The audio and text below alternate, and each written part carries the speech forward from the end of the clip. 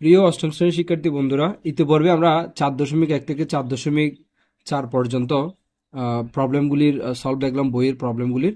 তো এই পর্বে আমি তোমাদের এই চতুর্থ অধ্যায়ের কিছু বাছাই করা সৃজনশীল নিয়ে আলোচনা করব। তো তার ধারাবাহিকতা আমি একটি সৃজনশীল নিয়ে আজকে আলোচনা করব।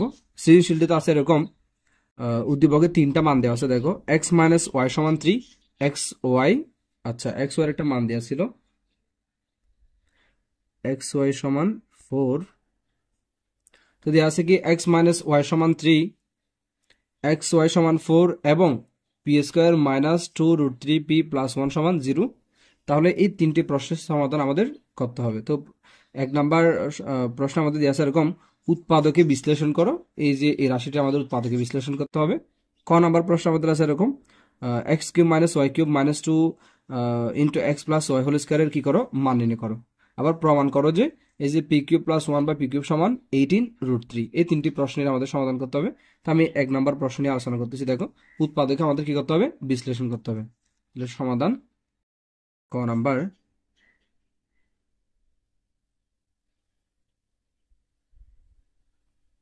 a⁴ plus a square b square plus b⁴।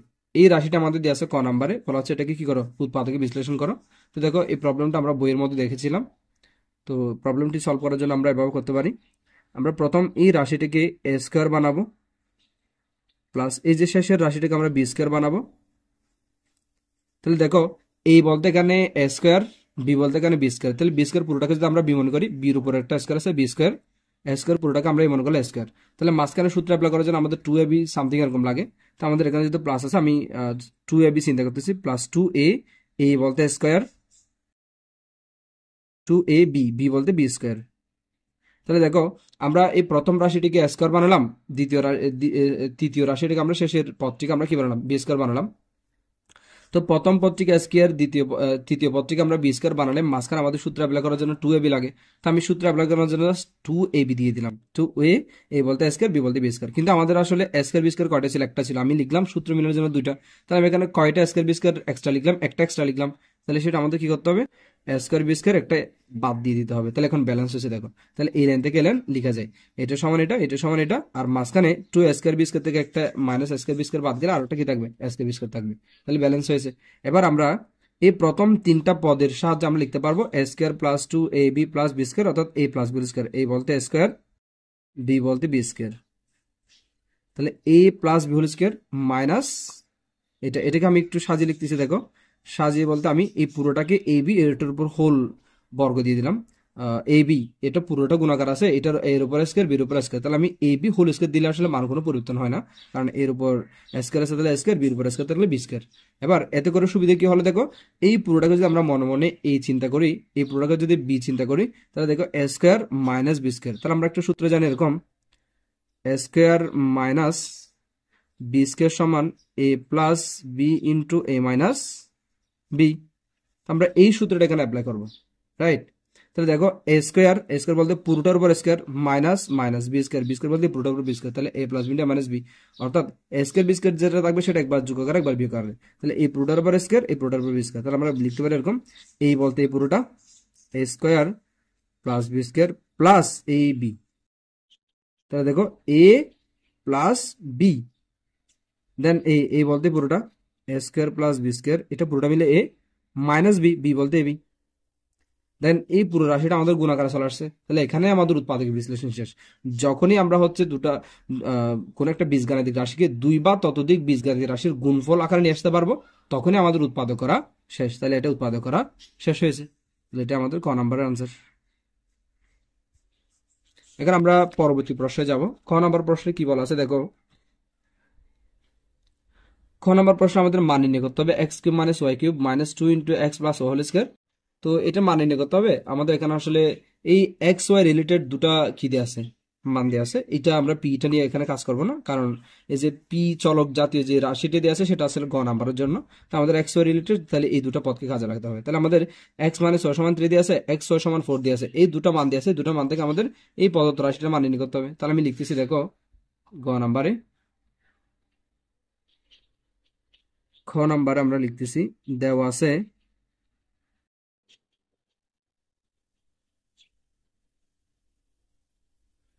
আমাদের যে মানটা দেওয়া আছে সেটা হচ্ছে এরকম এক্স মাইনাস ওয়াই সমান 3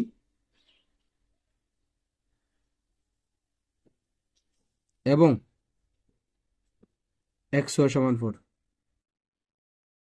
এই দুটো মান আমাদের দেওয়া আছে, তো আমাদের মান নির্ণয় করতে হবে। আমি এটাকে লিখতেছি প্রদত্ত রাশি। প্রদত্ত রাশি ইকুয়ালস টু আমাদের যে মানটা নির্ণয় করতে হবে সেটা হচ্ছে এরকম x cube minus y cube minus 2 into x plus y whole square. তাহলে দেখো এই রাশিটার মান যদি আমাদের বের করতে হয়, এই রাশিগুলোকে আমাদের এই পদগুলোকে এমনভাবে সূত্র অ্যাপ্লাই করতে হবে যাতে করে এই মানগুলো আমরা কাজে লাগাতে পারি।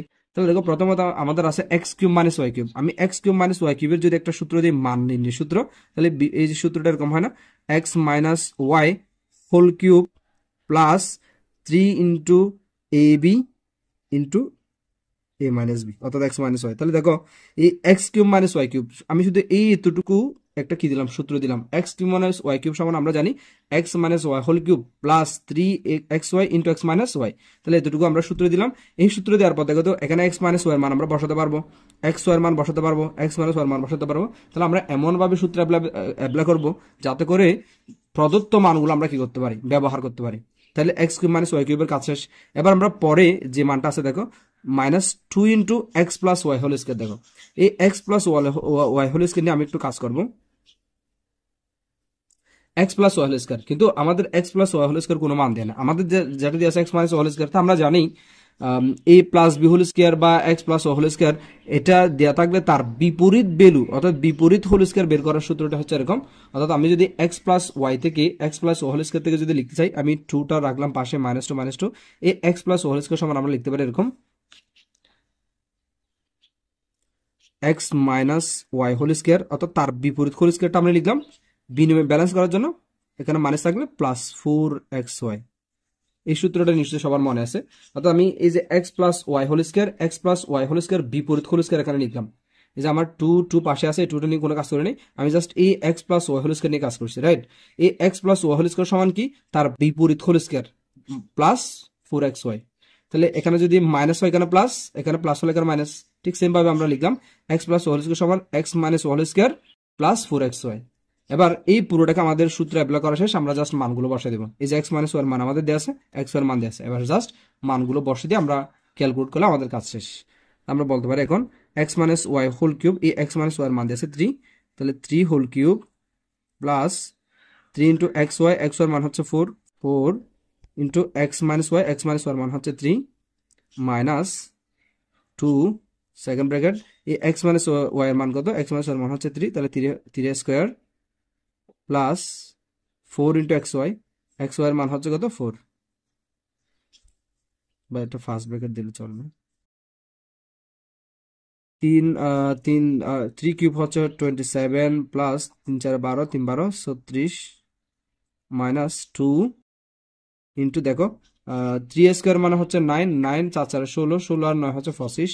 আমি একসাথে কাজ করলাম, 3 তারিখে 9, 9 তো আর 4 4 16, তো 16 আর 9 যোগ করলে 25, তাহলে পুরোটার সাথে ব্র্যাকেট 2 আছে, মানে 2 ইন্টু 25। এবার আমরা যেটা করতে পারি 27 আর 38 যোগ করলে হচ্ছে তোমার 63 মাইনাস 25 যোগ করলে কত 50, তাহলে 63 থেকে 50 চলে গেল আর কত 13। তাহলে খেয়াল করো আমাদের হচ্ছে এই দুটো মান দিয়েছিল এক্স মাইনাস ওয়াই সমান 3, এক্স ওয়াই সমান 4 এবং প্রদত্ত রাশি অর্থাৎ এই রাশিটার মান বের করতে বলছিল আমাদের x cube minus y cube minus 2 into x plus y whole square. তো আমরা এই পুরোটা সমান একটা সূত্র দিলাম, আবার এই এক্স প্লাস ওয়াই হোল স্কোয়ারের সূত্রটা দিলাম, তারপর হচ্ছে আমরা জাস্ট মানগুলো বসিয়ে ক্যালকুলেট করলাম, আমাদের মান আসছে 13। তাহলে এই প্রদত্ত রাশির মান হচ্ছে কত 13, তাহলে এটাই আমাদের আনসার। এবার আমরা পরবর্তী প্রশ্নে যাব।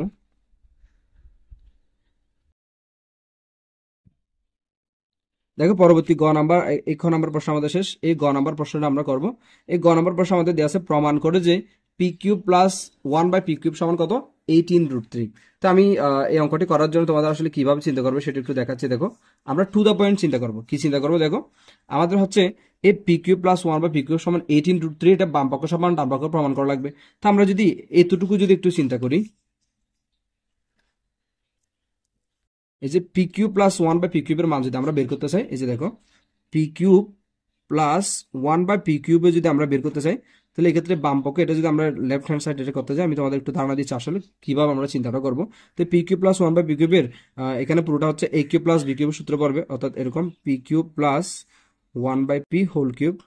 তাহলে pq plus b³ aq plus b³ টাইপের সূত্র পড়বে। তো aq প্লাস b³ এর আমাদের মান নির্ণয়ের সূত্র হচ্ছে এরকম, aq প্লাস b³ সূত্র হচ্ছে কি a প্লাস b, b বলতে এখানে 1/p, a plus b³ minus 3ab, a বলতে এখানে p, b বলতে 1/p ইন্টু a মানে a প্লাস b, এরকম আমাদের। তো আমাদের দেখো এবার আমরা যদি এই রাশিটার মান বের করতে হয় চাই, pq প্লাস 1/pq সমান 18√3 টাইপের একটা সাংখ্যিক মান বের করতে চাই, আমাদের মান নির্ণয়ের সূত্রটা দিতে হবে। সেই সূত্র আমরা দেখতেছি আমাদের p প্লাস 1/p লাগবে, আর ap কাটা যাবে, আবার p প্লাস 1b লাগবে, অর্থাৎ আমাদের সর্বোপরি বলা যায় p প্লাস 1/p টাইপের একটা মান দরকার পড়বে যদি আমরা এই রাশিটি নিয়ে কাজ করতে চাই। সেই জন্য আমরা যেটা করব, আমাদের p চলক বিশিষ্ট যে বীজগাণিতিক রাশিটি দিয়ে আছে, এই রাশি থেকে আমরা এই টাইপের একটা মান বের করব, p প্লাস 1/p টাইপের বা p মাইনাস 1/p টাইপের যে কোনো একটা মান আমরা যদি বের করতে পারি, এইখানে হচ্ছে কাজে লাগানো যাবে। তো সেই জন্য আমরা যে রাশিটা দিয়ে আছে প্রদত্ত যে বীজগাণিতিক রাশিটি আছে p² মাইনাস 2√3p প্লাস 1, এখান থেকে আমরা কাজ করে p প্লাস 1/p এর মান বের করবো। তাহলে আমি দেখাচ্ছি, দেখো কিভাবে করবে। গ নাম্বারটির সমাধান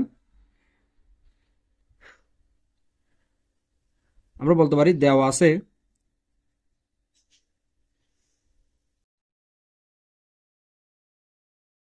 p² মাইনাস 2√3p প্লাস 1 সমান 0। তো আমরা এই রাশিটা কাজে লাগে কি করব, এরকম টাইপের একটা মান বের করব, p প্লাস 1/p টাইপের একটা মান আমরা বের করব। ঠিক আছে, তো দেখো কিভাবে করতেছি। তো এই টাইপের মান বের করার জন্য আমরা প্রথমত যেটা করব, p² মাইনাস 2√3p যে রাশিটি দেওয়া আছে, এই রাশিটিকে আমরা এভাবে সাজাবো, p² মাইনাস এই 2√3 পাশে নিয়ে যাবো, প্লাস 1টা রেখে দেবো, প্লাস 1, এই পাশে আছে 2√3p। তাহলে দেখো এই 2√3p হচ্ছে মাইনাস ছিল, পাশে প্লাস করে দিলাম। এবার আমাদের যেহেতু এরকম লাগবে যে দেখো 1/p, তাহলে 1 এসে p লাগবে, এই 1 এসে p লাগবে, সেজন্য আমরা সবগুলোকে p দ্বারা ভাগ করে দেবো। তো আমরা এই পুরো রাশিকে যদি p দ্বারা ভাগ করি, এরকম হবে p² plus 1 divided by p, 2√3p divided by p। অর্থাৎ আমরা যেটা করলাম, বাম পক্ষে এবং ডান